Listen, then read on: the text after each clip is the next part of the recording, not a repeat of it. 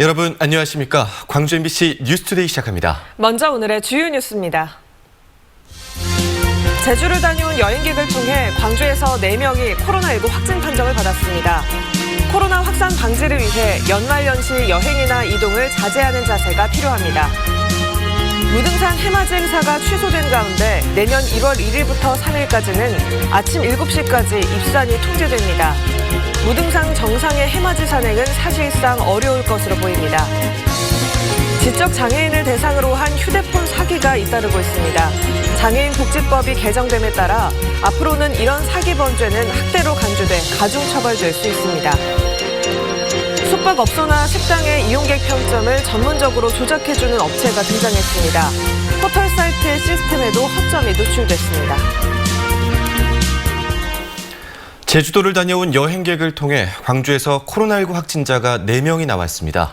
연말 연시를 앞두고 우리 모두 멈춤이 필요하다는 사실을 보여주고 있습니다. 이계상 기자가 보도합니다. 광주 949번째 확진자는 지난주에 제주 여행을 다녀온 뒤 코로나19 양성 판정을 받았습니다. 현재까지 50여 명의 확진자가 나온 제주 7080 라이브 카페를 방문한 것으로 나타나 진단 검사 결과 확진된 것입니다. 비슷한 시기에 이 카페에 방문한 광주 치평동의 부부 역시 바이러스에 감염됐고 확진자와 접촉한 또 다른 한 명도 추가 확진자로 분류되면서 제주 라이브 카페발 감염자가 광주에서도 4명으로 늘었습니다. 제주도에 골프 여행 가고 또 그 동선 중에 라이브 카페 관련 또는 직접 접촉 또는 간접 접촉을 통해서 확진되신 분이 4명 되겠습니다. 여행이라든지 이거 각별히 좀 주의해야 될 것 같습니다. 여기에다 감염 경로가 확인되지 않은 확진자 7명이 광주에서 하루 동안 더 추가됐습니다. 방역당국은 3명과 4명으로 나뉘어 있는 코로나 확진자들의 연쇄 감염 경로를 파악하는 데 집중하고 있습니다. 동일 집단 즉 코호트 격리 조치가 내려진 광주 에버그린 요양원에서는 직원과 입소자 그리고 접촉자 감염이 이어지고 있습니다. 시설 내 감염을 통해 20명이 확진됐고 관련 확진자를 매개체로 해서 사우나 접촉자와 집들이 참가자 등 10명이 연쇄 감염된 것으로 확인됐습니다.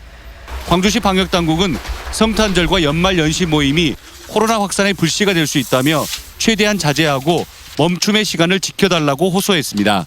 MBC 뉴스 이계상입니다. 연말연시를 맞아 무등산 국립공원 입산이 제한됩니다. 무등산 국립공원 사무소는 코로나19 확산 가능성이 커짐에 따라 다음 달 1일부터 3일까지 사흘 동안 아침 7시 이전 산행을 금지한다고 밝혔습니다. 이 같은 입산 제한 조치는 무등산뿐만 아니라 전국 모든 국립공원에 공통으로 적용될 예정입니다. 국립공원 사무소는 새해 일출 장면을 촬영한 뒤 페이스북과 유튜브 등 SNS를 통해 실시간으로 확인할 수 있도록 할 계획입니다. 오늘 성탄절을 맞아 광주시의 교회들이 비대면 예배를 준비하고 있습니다.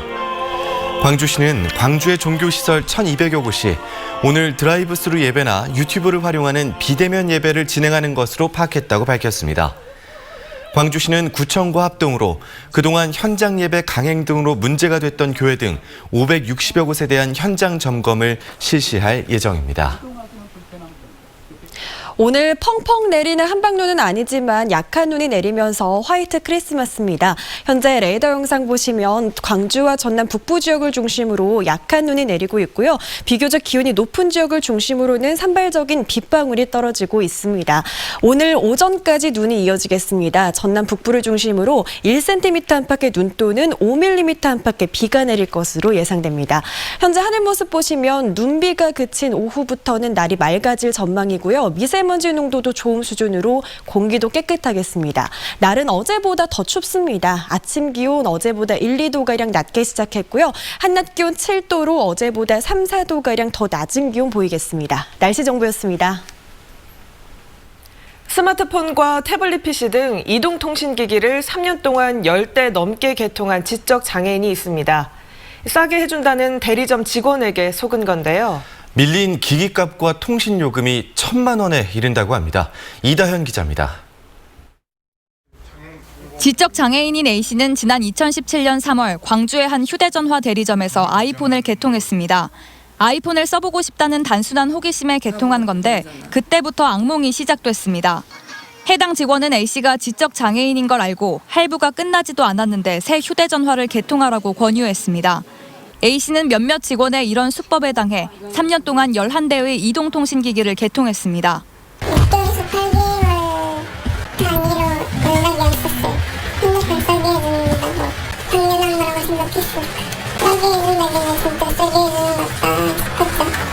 심지어 태블릿 PC와 스마트워치는 사은품인 줄로만 알고 계약하기도 했습니다. 상식에 벗어나는 A씨의 휴대전화 개통은 지인들이 A씨의 전화 요금이 많이 나오는 걸 이상하게 여기면서 뒤늦게 드러났습니다. 기기값과 통신 요금이 1,000만 원에 달하는 것으로 예상되고 있고 제때 돈을 내지 못해 하루가 멀다 하고 날아드는 채권 추심업체의 독촉장에 정신적으로도 고통을 겪고 있습니다. 거의 일주일에 4-5번? 주말만 빼고 거의. 다른 지적장애인 B씨도 또 다른 직원에게서 비슷한 피해를 입었습니다. 피의자 모두 피해자들의 지적 능력이 떨어진다는 사실을 악용했습니다. 장애로 인해서 발생하는 추가적인 비용을 치료라든지 사회적 활동에 대한 추가적인 비용을 최소한 감당하라고 지급해 주는 게 장애인 연금인데 거기에서 어떤 경제적인 피해가 발생한다 그러면 최소한의 삶의 더 밑으로 더 바닥으로 장애인 인권단체는 지난 6월 해당 판매 직원들과 소속 회사를 준 사기 등의 혐의로 경찰에 고발했습니다. 고발된 피의자 중 일부는 혐의를 인정한 것으로 알려졌지만 일부는 피해자가 여러 곳에서 휴대전화를 개통해 정확한 가입 내역을 몰랐고 피해자가 거부하지 않았다고 해명했습니다. 장애인을 상대로 한 악의적인 착취에 처벌이 약하다는 비판 속에 최근에는 장애인에게 휴대전화 개통 피해를 입힌 경우 가중처벌할 수 있는 법안이 마련됐습니다. 별도의 금지행위 규정이나 처벌 규정이 없었기 때문에 또 일반 형법으로 처벌이 되고 그러다 보니 이제 이걸 장애인 학대로까지 보는 인식이 좀 많이 낮았죠. 어떤 악의적인 의도나 이런 것들이 양형에 좀 반영되지 않거나 이런 문제들이 있었던 거죠. 개정된 장애인 복지법은 장애인을 상대로 한 사기를 학대로 규정했고 상습적인 학대 범죄에 대해서는 형량의 1.5배까지 가중처벌할 수 있도록 했지만 이 법은 내년 6월에나 시행될 예정입니다. MBC 뉴스 이다현입니다. 지난 21대 총선 때 당내 경선에 대비해 권리당원을 불법 모집한 혐의로 재판에 넘겨진 정종재 전 광주시 행정부시장에게 징역형이 선고됐습니다. 광주지법 제11형사부는 공직선거법 위반 혐의로 기소된 정 씨에게 징역 1년 6개월에 집행유예 2년, 자격정지 2년을 선고했습니다. 정 씨의 선거 캠프에서 활동했거나 공무원 신분으로 당원을 모집한 4명에게는 징역 4개월에서 1년을 선고하면서 집행을 유예했습니다. 재판부는 이들이 사무실을 차려놓고 집중적으로 입당 원서 모집 현황을 관리하고 정 씨와 수차례 연락하거나 부시장실에서 만나 지역구를 논의한 점 등으로 미뤄 암묵적으로 공모가 있었다고 판단했습니다. 여수의 한 어린이집에서 아동학대 의심 신고가 접수돼 경찰이 수사에 나섰습니다. 여수경찰서는 지난 9월 4살 날 원생의 다리를 묶거나 이불로 말아 학대한 혐의로 어린이집 교사 26살 A씨를 입건해 조사하고 있습니다. A씨는 아이들이 잠을 제대로 자지 않고 돌아다녀 이 같은 행위를 한 것으로 알려졌습니다. 경찰은 조만간 조사를 마무리해 A씨를 검찰에 넘길 예정입니다.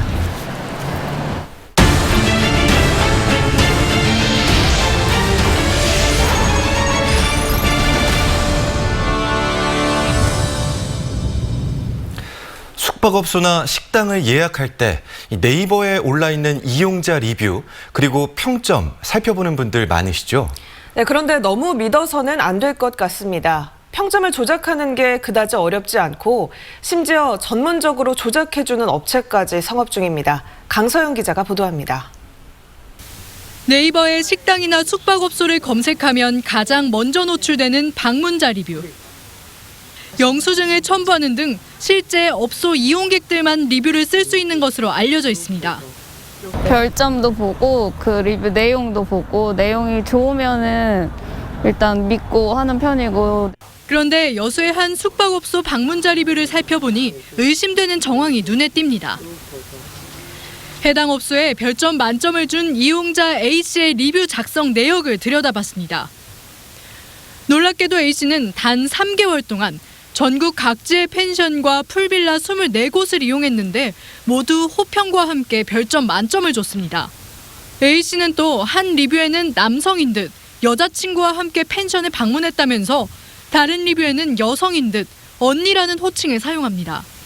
A씨처럼 이해할 수 없는 작성자는 해당 숙박업소 리뷰 곳곳에서 발견됐습니다.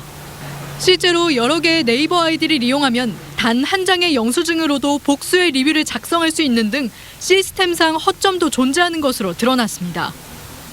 왔다 간 사람이 평가를 하는 별점인데 가짜로 이렇게 별점을 줄 수 있다는 거는 이제 말도 안 되는 거고, 반대편에 있는 선량한 업체들은 피해를 볼 수밖에 없거든요. 이와 관련해 네이버 측은 허위 리뷰에 대한 상시 모니터링을 진행하고 있다며 지난 7월에만 관련 계정 2만 개를 징계했다고 밝혔습니다. 하지만 네이버 별점을 조작해주겠다는 업체는 업소 사장들을 대상으로 여전히 성업 중입니다. 페널티라든지 이런 사항이 한번 발생이 된다 하더라도 저희 쪽에서 이제 거기에 대한 복구 작업이나 이런 건 일부적으로 해드리고 있기 때문에 그런 사항은 전혀 없으세요. 인터넷 이용자들이 일상적으로 들여다보는 네이버 방문자 리뷰가 시스템상 허점과 의도적 조작에 무방비 상태로 노출돼 있습니다. MBC 뉴스 강서영입니다. 소방시설 오작 등으로 인한 출동이 지난해보다 8.7% 줄어든 것으로 나타났습니다. 광주시 소방안전본부는 소방시설 오작동으로 인한 출동은 올 들어 지금까지 2,238건으로 작년 2,450건보다 212건이 줄었다고 밝혔습니다. 오작동의 원인으로는 자동 화재 탐지 설비 감지기 등 오류가 85.6%로 대부분이었고 주로 습도가 높은 여름에 집중됐습니다.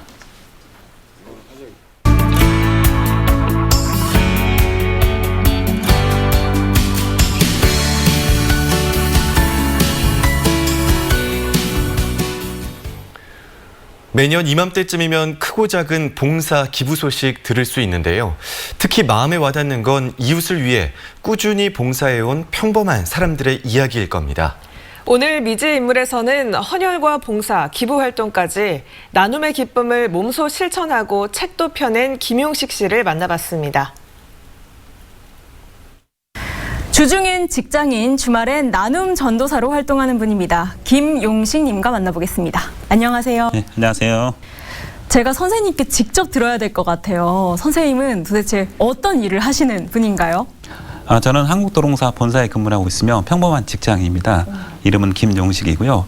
제가 주로 하는 일은 고속도로에서 토용료 정책과 운영에 관한 일을 하고 있습니다.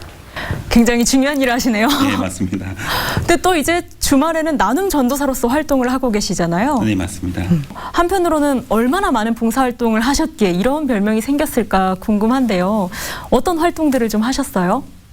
고등학교 때 첫 헌혈을 시작으로 해서 2009년에는 헌혈을 100회를 시작했습니다. 2009년에요? 네, 그렇습니다. 100회를 하게 되면 대한적 십자사 명예의 전당에 올라가게 됩니다. 그래서 올라가 있고요.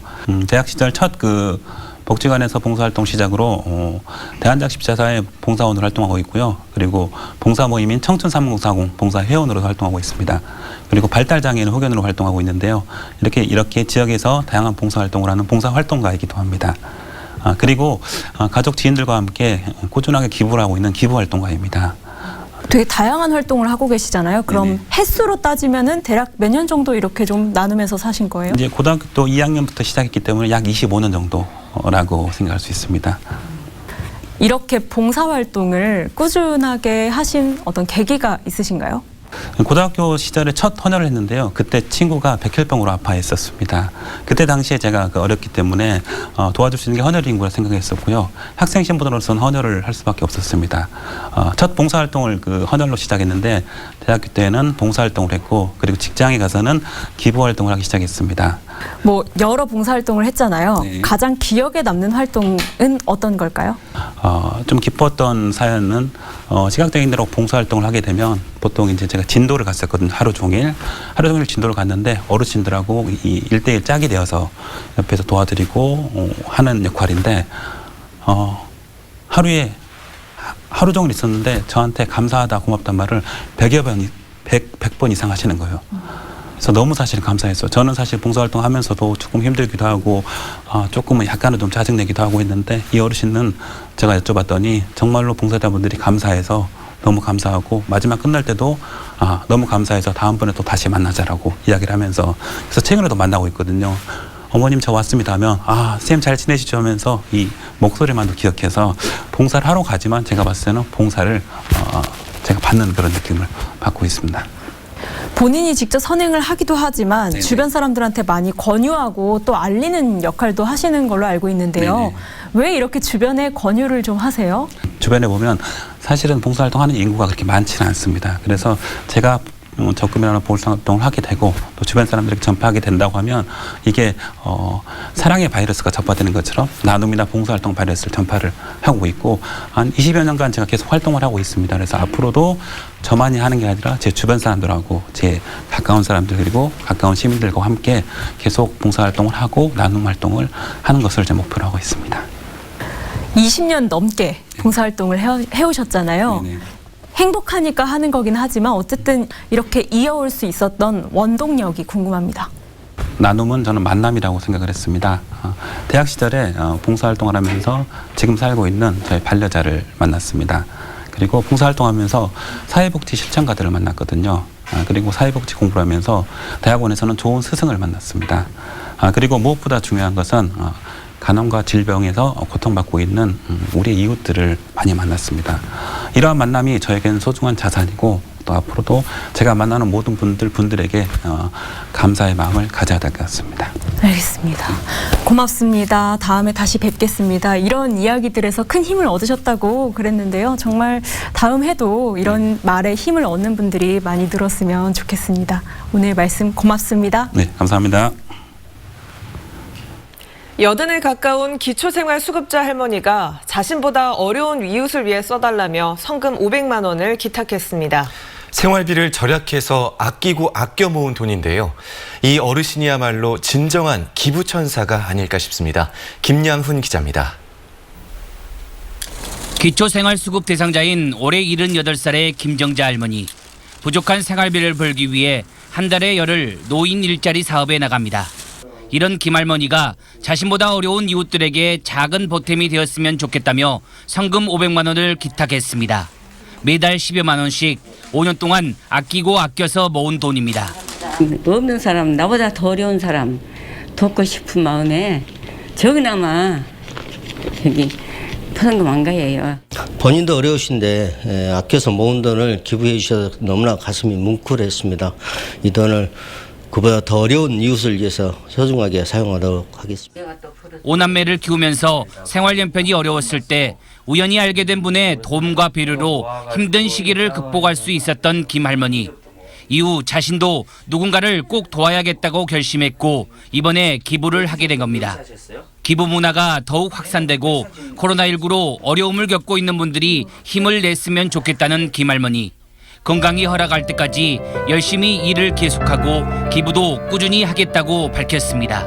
코로나 때문에 다들 어려우신데 다 힘내시고 화이팅입니다. MBC 뉴스 김양훈입니다.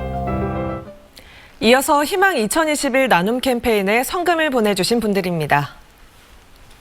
시운 요양원 전 직원들이 100만 원, 구례군 구례읍 봉성 경로당 회원들이 10만 원, 장성군 동화면 구룡 1, 2 주민들이 11만 원, 북이면 수성리 주민들이 15만 원, 모현 1, 2 주민들이 12만 원, 삼서면 보생 3, 2 주민들이 15만 원, 대도 1, 2 주민들이 10만 원, 담양군 연동마을 주민들이 35만 원, 삼지마을 주민들이 36만 5천 원, 송산마을 주민들이 13만 6천 원, 마산마을 주민들이 15만 원, 반월마을 주민들이 11만 원, 능주면 천덕 1위 주민들이 10만 원, 배감 1위 주민들이 14만 원, 능주면 만수 1위 주민들이 13만 원, 천덕 1, 2 주민들이 20만 원, 능주면 생활개선 회원들이 10만 원, 원지리 주민들이 25만 원, 능주면 고향사랑 주부 모임 회원들이 10만 원, 나주시 노안면 용산 3리 월송마을 주민들이 8만 8천 원,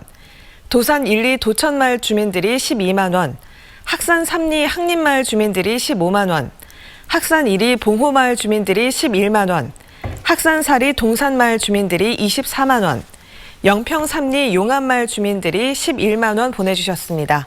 성금을 보내주신 분들께 감사드립니다. 오늘 펑펑 쏟아지는 한방눈은 아니지만 약한 눈이 이어지면서 화이트 크리스마스입니다. 현재 레이더 영상 보시면 광주와 전남 북부 지역을 중심으로 약한 눈발이 이어지고 있고요. 일부 지역에서는 약한 빗방울이 떨어지고 있습니다. 오늘 오전까지 전남 북부 지역을 중심으로 1cm 안팎의 눈 또는 5mm 안팎의 비가 이어질 것으로 보입니다. 현재 하늘 모습 보시면 지금은 눈비가 내리면서 조금 흐린 모습인데요. 눈비가 그치는 오후부터는 날이 더 맑아지겠습니다. 오늘 미세먼지 농도도 좋은 수준으로 하늘도 깨끗하겠습니다. 날은 어제보다 더 춥겠습니다. 광주의 아침 기온 1도 안팎으로 어제보다 1, 2도가량 더 낮겠고요. 한낮 기온 7도 안팎으로 낮 기온도 어제보다 3, 4도가량 더 낮겠습니다. 서해안 지역을 중심으로는 오늘 바람도 강하게 불겠습니다. 초속 10에서 14m 안팎의 강풍이 예상되니까요. 시설물 관리 잘 하셔야겠습니다. 현재 대부분 지역에서 약한 눈이 이어지고 있습니다. 광주의 현재 기온은 1도 안팎 보이고 있고요. 한낮 기온 6도에서 7도 안팎 보이면서 어제보다도 날이 더 춥겠습니다. 목포는 3도 안팎의 기온으로 시작하고요. 한낮 기온은 6도 안팎 보이겠습니다. 곡성에서는 영하권의 날씨 보이고 있습니다. 한낮 기온 6도에서 8도 안팎 보이겠습니다. 바다의 물결은 전해상에서 최고 3m로 조금 높게 일겠습니다.